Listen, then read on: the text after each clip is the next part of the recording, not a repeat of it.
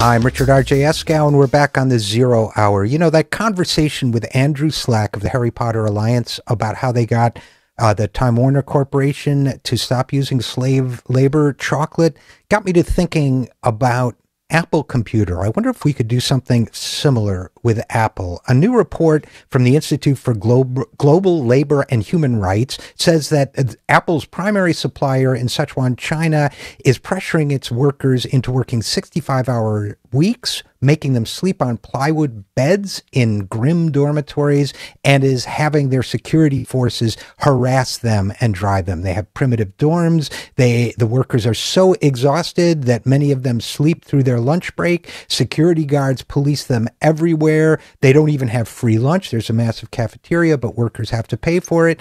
15,000 workers at this factory, Zhending, enter the factory every day in 2 shifts. It runs 24 hours a day with 2 12-hour shifts. Workers at this Apple supplier work from 64 to 72 hours a week with just 1 day off.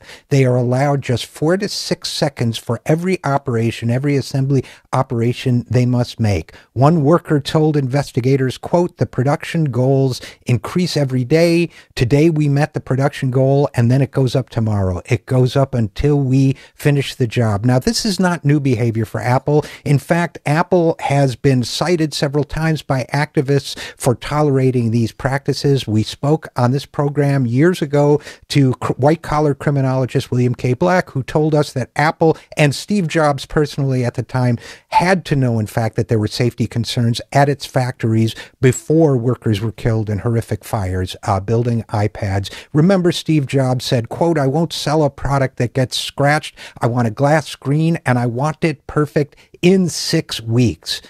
As Professor Black told us at the time, quote, "Imagine what would have happened if Steve Jobs cared as much about the health of his workers as he did about the quality of an iPhone screen." We can now ask that same question about Tim Cook and the rest of the Apple group. You know, drawing inspiration from Andrew Slack, I want to say, I don't want to condemn the leadership at Apple. I'm sure they're good people. I'm sure they want to do the right thing. Can we give them a chance through citizen activism to do the right thing? I know they can make money. I've done the calculations myself. Back in the iPad days, I calculated that Steve Jobs could have settled for a 39% profit margin on an iPad, which is huge, instead of the then current 54%, and he could have still made great money. Or he could have split the difference with consumers, sold the iPad for a little more, and still made a stunning 46% margin. You know, Apple can make money and still do right by its workers. I do believe that most human beings want to do the right thing. I do not believe that Apple executives, any more than Time Warner executives, want to enslave, exploit,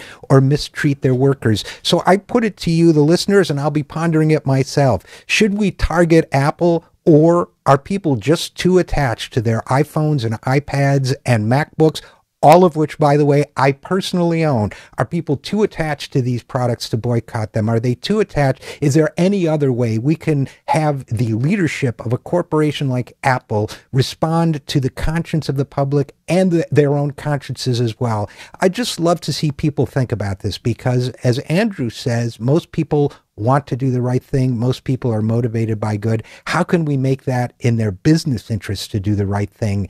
Is it a boycott? Is it a awareness raising movement? Is it something that I haven't thought of yet? Just some food for thought brought on by the stunning success of the Harry Potter Alliance in ending slave chocolate in Time Warner. Just think about it and let me know what your thoughts are. I'm Richard RJ Eskow, and this is The Zero Hour.